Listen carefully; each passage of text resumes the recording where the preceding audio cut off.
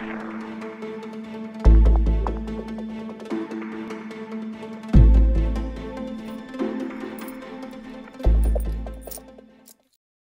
everybody, it's Heather from I Love Savings. I thought I'd do a quick video on coupon organization.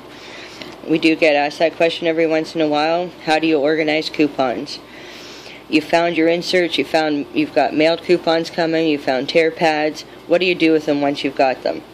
The short answer to that question is, just like we all are different learners in life, we all have different ways of organizing. So really the answer is, the best solution is going to be what works best for you, what makes things easy for you to reference, to get them quickly, to even remember that you have them.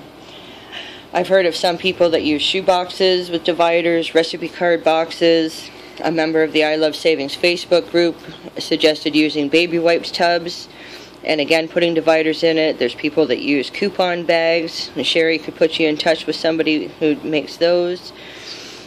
Really, the possibilities are endless. When I first started, I had a plastic accordion file type thing that I found at the dollar store. I divided it by months and then actually filed all my coupons by expiration date.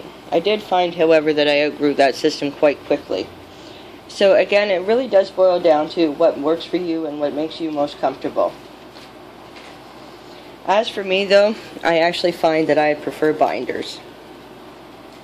This seems to make my life more simpler. I am a visual person. I like to be able to reference it quickly, especially when blogging. But even when it comes to coupon binders, there's many different ways you could organize these. I actually have mine divided into two different types. This one here is all my edible stuff, and this one here is anything that's hygiene, cleaning, etc. I'll put that one aside for a second. This one here, I actually found at Shoppers Drug Mart in a clearance bin for 25 cents and loved the colors of it, so I had to bring it home. One thing you might have in a coupon binder though, or even in a bag, whatever system you use, is you might want to have the coupon policies for the stores that you shop in the most. That way you can always reference them, and that way you always know what you can and can't do in those stores. But you'll notice the first thing I have in mine is actually the I Love Savings Stock Up Price List. For me, this is a handy reference to have when I'm shopping, so that if I'm unsure of a price, whether it's actually a good price or not, whether it's hitting that stock up price, I can reference this list quickly and know whether I'm getting a decent deal. You can actually download that off of our website. In my binder, I have just hockey card sleeves and these big envelope zipper things that I found at dollar stores. My zippers are actually missing because these have been used quite a bit. But in my first section I have just Peely coupons, anything that came off a product. This is actually FPCs, but this is a little bit of a different deal as well. But these ones are more or less coupons that I know I'm most likely going to want to use before they expire, and it's just handy to have Peelys all in one area for me. In my first envelope here, this is FPCs, cardboard coupons, anything that I really don't want to fold but know I want to use, things that I know I'm going to want to access quickly. So that's what I keep in that folder. In my next couple of sections here, I've got a couple, again, hockey card sleeves. And what I normally keep in here is any real high value coupons, ones that I know are about to expire that I want to use before they do. Things that just make my life a little bit easier. Now, I do have dividers in here in my book. I have not actually labeled them. I just seem to know where all the sections of my books are. You might want to do that. Other people will actually make up sheets and have a sheet in the front of their book that actually has all the coupons for that section when they expire. I never did get to that level, but it's certainly an option. Again, it's all about what makes it easier for you. But in my first section here, I've got all my meat coupons, anything that I found. In my next section, I have all my dairy products, things that go in the fridge essentially. So my cheeses, my yogurts, sour cream, things of that nature, eggs, all in this section here. Essentially, if it goes in the fridge. In my next section, I have my condiments, things that I would use for baking, things of that nature. And apparently a cereal coupon out of place. In the section here, I've got all my dry goods, so my cereals, pastas, cookies, things of that nature. Rices, There's a lot of them out for Uncle Ben's currently. In my next section after that, I've got all my beverages, so anything you can drink. That one I find quite handy, especially when out just touring around. Want to stop for something quick. In my next section, this is actually my freezer section.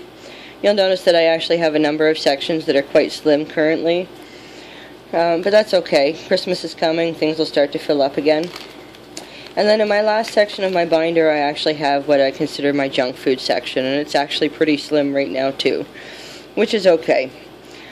But that's all for my actual foods coupons. And then I have my other binder, which is nothing special, but pink is actually my favorite color, so it works for me. But in the first section, again, I've got all these envelopes throughout, and they just house coupons that I don't want to fold. I'm not entirely sure whether I'll ever use, but, you know, I grab a copy of, especially for blogging purposes. And again, and just all hockey cards in here. But in this section here, it's all my hygiene products, so toothbrushes and toothpaste, pads, hair dyes, things of that nature, cosmetic-y type stuff. Creams, and of course that section always seems to have quite a number of things in it. And my next section after that is all my medications, so things that would make us feel better, aspirins, things for colds, that kind of thing. And the more you get into couponing, the more you'll find that you'll see coupons everywhere, you'll collect them everywhere. And of course at the bottom of every page of the I Love Savings website is quick links to all the most commonly used websites for printed coupons. We also have a printed coupon section, the I Love Savings Smart Source portal, and a hidden coupon section, so we really are a great resource for coupons for online. And this section here, the next part of my binder, is just all my paper products, so for toilet paper, Kleenexes, that type of thing. And then in my next section is actually all my cleaning products, and one of the reasons that I don't do the expiration date filing system is because, in particular for these here, although it does happen with a lot of other products, but for example, there's a $1.50 coupon off here on the Scrubbing Bubbles toilet brushes, and one here good for $2. They both have different expiration dates. Now, in particular with these kinds of products, I do find that they come out with coupons quite often, so there's always a deal that you can usually get. But when it comes to blogging, I'm always going to want to blog with the highest value coupon. And of course, when I'm doing my own shopping for myself, I'm always going to want to use my highest coupon. If I have it divided by expiration date, I found that I was using my lower value coupons because they were in my first section that was going to expire first. That didn't make any sense to me after a while. Now, it is okay to throw out coupons. We don't like it, it doesn't seem right, but it is okay. A number of times you'll see that there's coupons that'll come out on a product and they'll be for $1 off or $1.50 off and $2 off. That's why I don't do the expiration date. If I have them all in one section, I can see that I have $2 off coupons, so I'm going to use these ones first.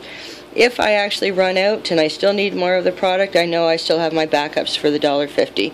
So I will keep these until they expire, just in case I still need the product and I can't come up with another deal. But I'm always going to want to use my highest value coupon first to get the lowest deal. So that's just some food for thought there. After my cleaning section, I have all my soaps. So if it's laundry soap, dishwasher soap. And then I have a pet food section. Usually doesn't have a lot in it. I only have a little fur baby kitten currently. So, and then in the very last section of my book, I have just miscellaneous items. So that's pretty much it on my demonstration for how I organize my coupons. Again, you'll figure out what works best for you.